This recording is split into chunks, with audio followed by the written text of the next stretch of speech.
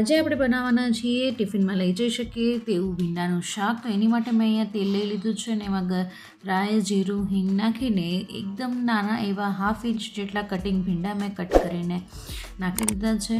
તમે જોઈ શકો છો કે અહીંયા હું એને ફૂલ ફ્લેમ પર ખાલી તેલમાં હલાવી રહી છું.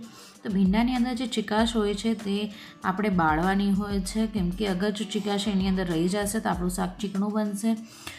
તો આપણે અહીંયા ભીંડાને હાઈ ફ્લેમ પર જ કન્ટિન્યુઅસલી હલાવવાનું છે. મેં એમાં થોડીક હળદર નાખી છે અને થોડાક અહીંયા બે નાના એવા ટમેટાં કટ કરીને હું નાખી રહી છું.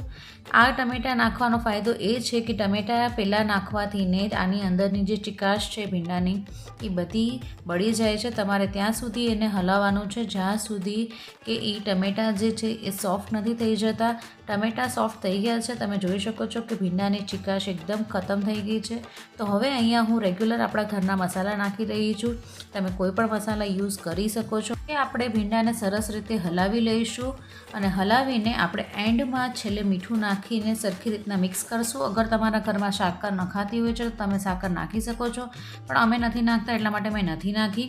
તો તમે જોઈ શકો છો કેટલું ઇઝીલી ચિકાશ વગરનું શાક રેડી છે. સિમ્પલ અને ઇઝી રેસીપી શીખવા માટે મારા ચેનલને લાઇક, શેર અને સબસ્ક્રાઈબ કરવાનું ના ભૂલશો.